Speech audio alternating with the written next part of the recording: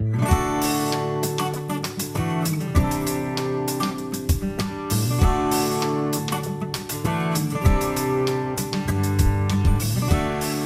to Focus Today. I'm your host, Perry Atkinson, and we are standing by. We'll have here connected a little bit. We're looking forward to talking to Dr. Gerard Lameiro. And he wrote the book called Great News for America. Also coming up a little bit, we'll have our good friend David Capellion with us. He's the author of The Snapping of the American Mind and a contributing author there to WorldNet Daily. But Dr. Lameiro, we had him on about a week ago on Wednesday. And he has a unique ability. He's a scientist, a researcher. He's an engineer, and he wrote the book called Great News for America. And his own data gathering information of how he tracked the election cycle, this last presidential election cycle, from the primary through the general election, was extremely interesting and very, very accurate. We had him on, like I said, a week ago, Wednesday, and in that 1 week time, we've had over 119,000 YouTube views of that particular interview worldwide. That's how accurate it was. So I look forward to talking to him coming up in just a few moments. A little bit of a technical thing, and we're working with that to get that straightened out. Let me just say that I would hope that as we, looks like we may have gotten him. Okay. While he's getting settled in there, let me just say that I would hope that the faith community shifts and remains into a prayer mode for the president-elect and the incoming administration. As you know, by the protests and other things going on, it's going to be a very delicate time for our country. So I think our prayer warrior assignment actually is just beginning, not ending. Well, I am delighted and honored to have back with us today Dr. Gerard Lameiro, the author of Great News for America. It's a must-read, even though the election is over, but there's still a lot of good stuff in there. And there's a picture of the book on the screen. And Dr. Lameiro, when we had you on a week ago Wednesday, we've had over 119,000 YouTube views of that interview. Can you believe it? Actually, that surprised me because all I did was tweet it out once. You know, I tweeted out the link once, and right after that, I think it soared. Yeah. Well, listen, everybody is curious. What did you see that the other pollsters didn't see? Well, you know, down deep inside, I am a computer modeler, and I build models of the real world. And what I saw was the zeitgeist, the spirit of the times. And I saw from the history I knew of presidential elections that this was going to be a special election, and it required a special model to capture the dynamics of this year. And I anticipated that, and I did that. And as I mentioned on some shows around the country, I've done now around 400. I already did the 400 for the year. And as I told some shows, you know, the people doing the polls were using 2012 electorate models and 2008 electorate models, and they were not the electorate of 2016. This was a different group. A lot of people voting for the first time, you know, in 20 years, 30 years. There was a really nice lady in North Carolina, and when she was in the polling place, everybody started applauding. It was the first time she ever voted in her life at age 70. And the polling place broke out in applause when people heard that. And so we had a different electorate than normal. We had an historic election. And by the way, the book in no way is obsolete. People can go back and read it and find out what really happened and what's about to happen, because there's some predictions that are about to happen. And so, you know, for example, the conservative Supreme Court, that was a prediction. That was prediction number 10. We would get a Supreme Court that was conservative, constitutionally oriented, and also would believe in the rule of law, and how needed that is today. How did you discover this spirit of the electorate? What election cycle in our history showed you that this resurfaced the way it did? Well, the closest election in our history was 1896, and I did see the parallels.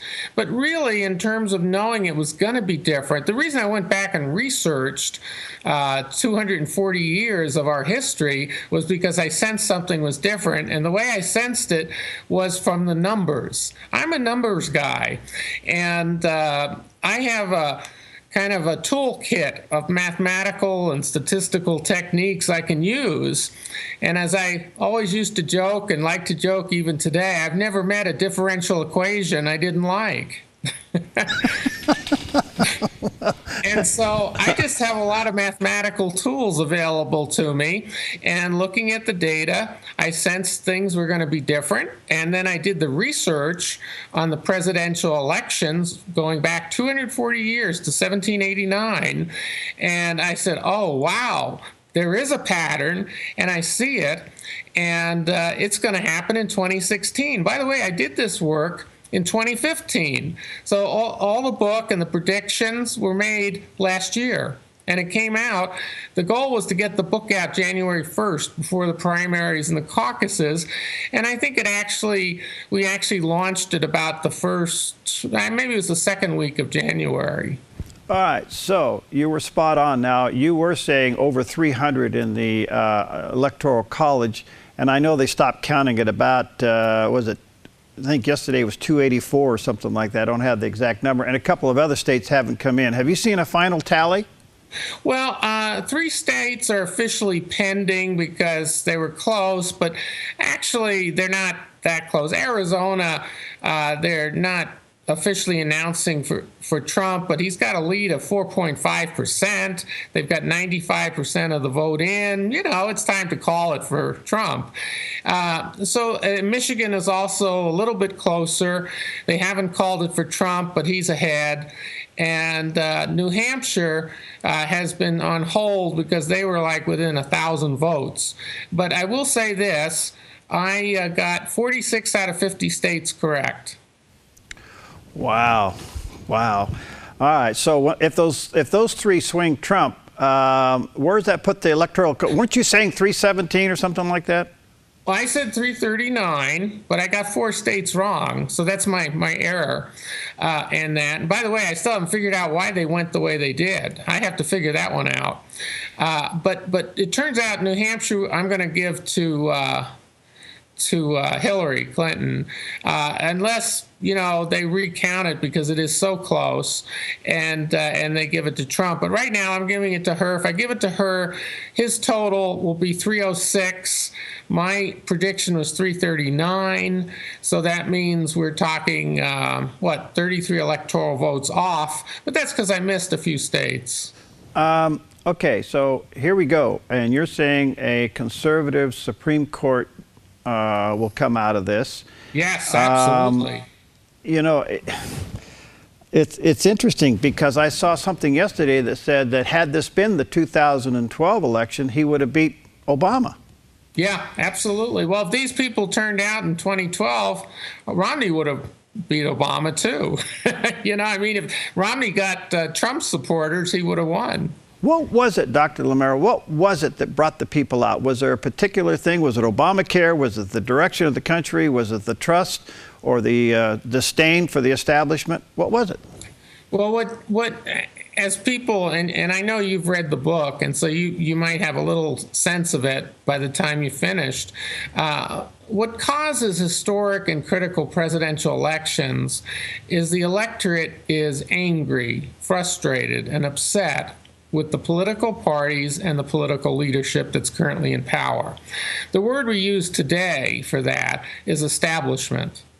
The voters and the establishment disconnected over the last few election cycles, and the electorate has been very upset since Obamacare was passed. That passed with no Republican votes. There was all sorts of arm twisting. It was like, almost 3,000 pages, incomprehensible material. And Nancy Pelosi said, we'll have to pass it before we know what's in it. I mean, what kind of legislative activity is that? You have to pass something before you know what's in it? Why don't you know what's in it before you pass it? But the American people, starting in 2010, were very angry that that was like a tipping point, Obamacare, and they wanted it repealed. And there was a historic House vote. 63 seats went Republican that were not Republican before that year. And that was a signal. And the establishment didn't pick up on it. They didn't do anything to stop it. The House they said they needed the Senate. So in 2014, there was this historic turnover of the Senate to the Republicans, pretty substantial election. Plus, across the country, governorships, state legislatures, there was a real movement toward conservative people or leaders all across the country. I'm not sure, but maybe even the dog catchers were conservative because they picked up so many seats everywhere, like I think 800 seats, something like that. But then, the House and the Senate were Republican. Well, did they stop and repeal Obamacare? Did they cut the national debt or at least stop it going up? No. And the anger got more and more. And it was starting to get directed across, to people like John Bonnier, who wound up losing his job, and Paul Ryan. And now Paul Ryan's, I think, got the message. He may try to start playing along with what the people want. But even conservatives are not immune to the electorate if they're not conservative when they get to office. This is a conservative electorate. The people who are protesting are not really thinking in terms of a constitutional republic because the people have spoken. They have decided to go down the road of conservatism, which means the subtitle of my book, the Constitution, freedom, and prosperity are coming back. And that's precisely what the people want. They want the Constitution. They want the rule of law. And the real motivating factor is the people want morality, they want freedom, they want peace, and they want prosperity. And all the issues devolve into those four things. And they believed that Hillary Clinton was fundamentally dishonest. And she was the absolute poster girl of the establishment. She was about as establishment as you could get. And on the Republican side, which had a more open type of primary and caucuses, what you see there happening is that the people chose Donald Trump because he was a tough leader who could shake up the establishment. I think that's the reason he got nominated. All right, let me take a quick break here. Yeah. There were other good people too, but he got it. Let me take a quick break. Dr. Lameiro's with us, the author of the book, Great News for America. Yes, there's still some things to happen in the book, and you need to get a copy of it. I found it to be a fascinating read, and I highlighted a lot of things in there. Great News for America. We'll be right back. I'm Paulina Leiser, producer of Focus Today. Thank you for watching this video, and make sure to check our other videos at theDove.us.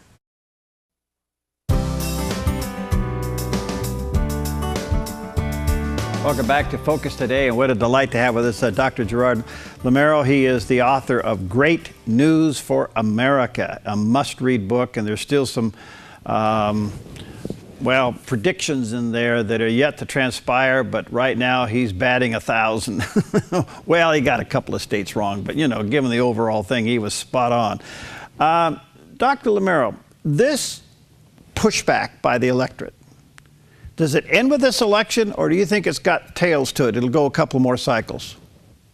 Oh, I think it's going to wear off. I think what you're seeing are the activist left, the left who want to basically push us into socialism, and they're not taking no for an answer. They're rejecting a bona fide election. And I think it's most unfortunate.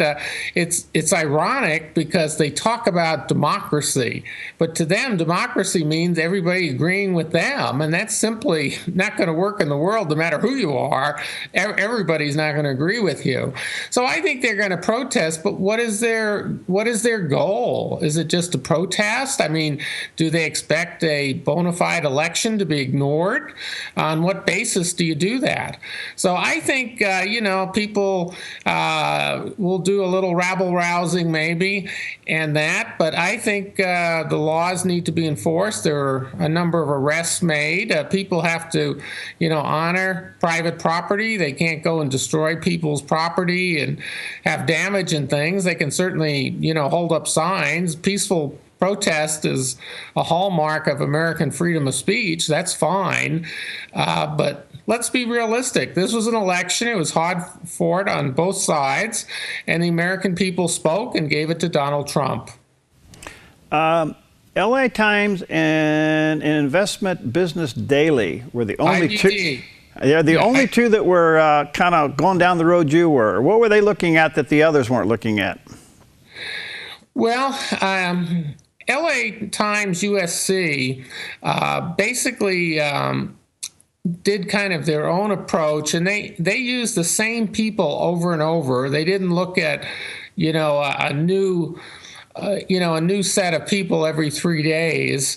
And I think they just recognized some of the dynamics that were happening and tried to adjust their polls to reflect it. Mine was more of a analysis based on a solid foundation of history and of, recognizing just the important fact that this was not 2012 and those models were just irrelevant for getting to the correct answer. That would be that one. IBD, I'm not as sure I recall. I probably read it months ago what their methodology was, but they have been right, much closer to being right in the past. That's a question where if you want me on next week, I'll have an answer, because I'd have to go back to their methodology and study it a little and see what they did that must have been similar to me in some ways. But whatever they've been doing it for years, because they did quite well. They were the best poll, I think, in 2012. Do you think the other polls that were so wrong, what happens to them? I mean, their credibility's shot. What do they do?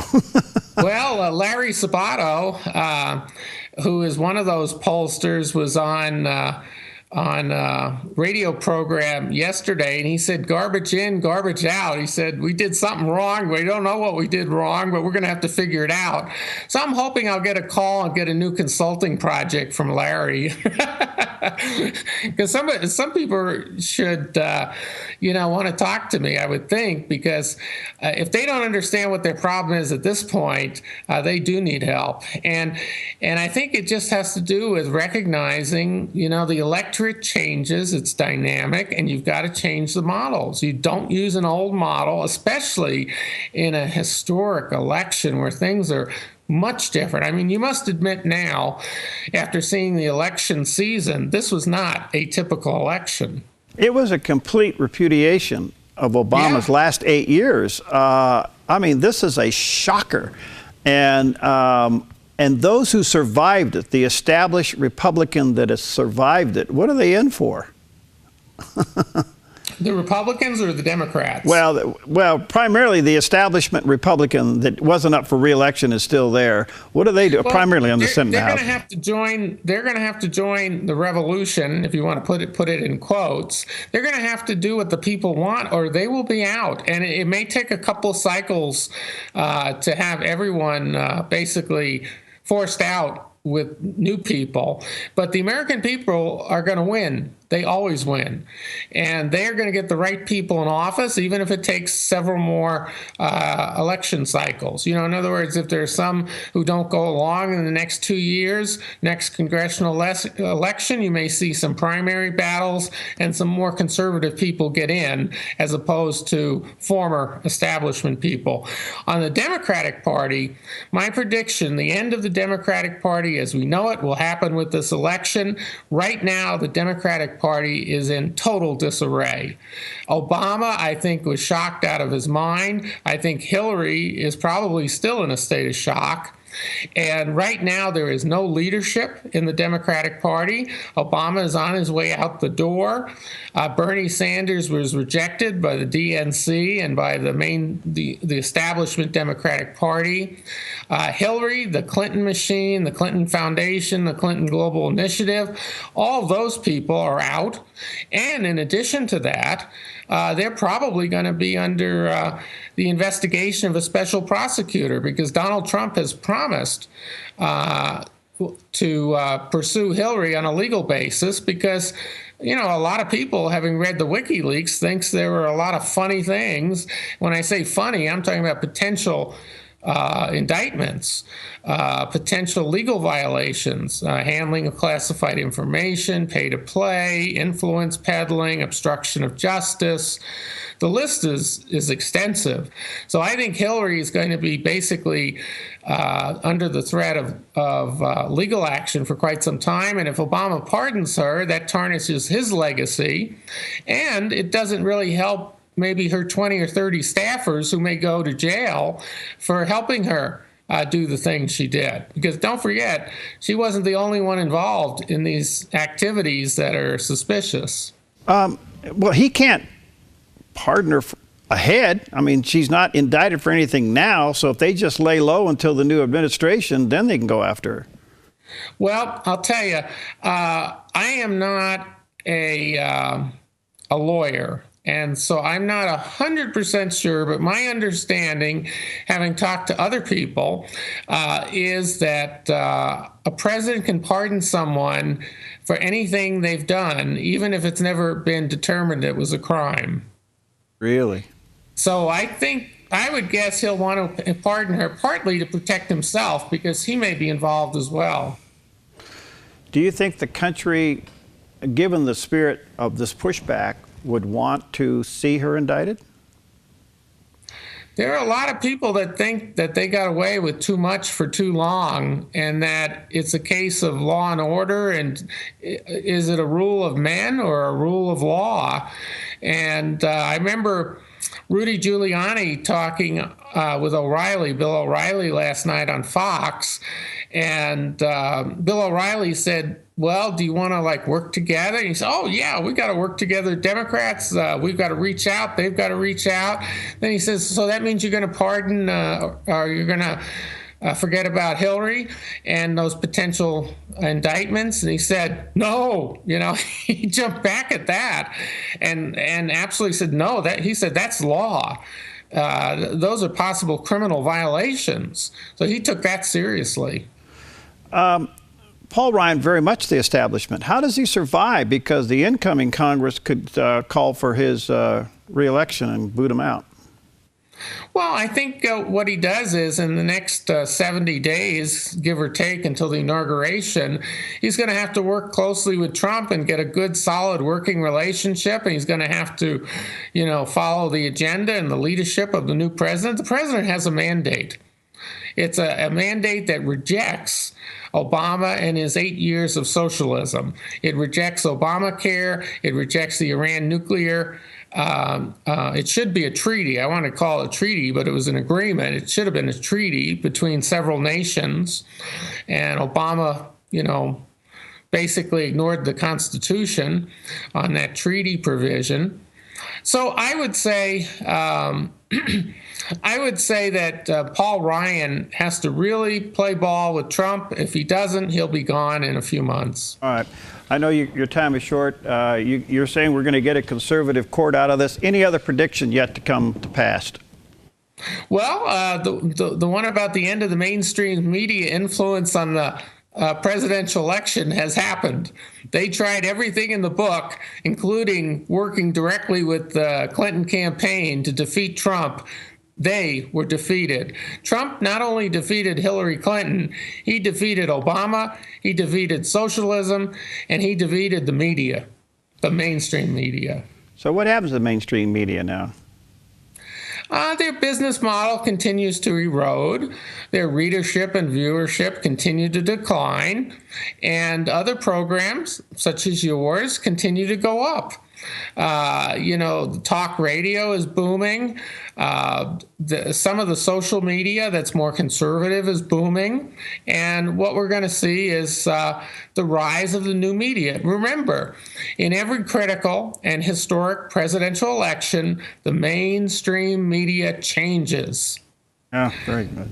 Thank you, Dr. Lameiro. Thank you for your time. Let's stay in touch. This has been wonderful, and you're an amazing person. I do hope you get that consulting contract and put a lot of zeros on it before you get to the decimal point.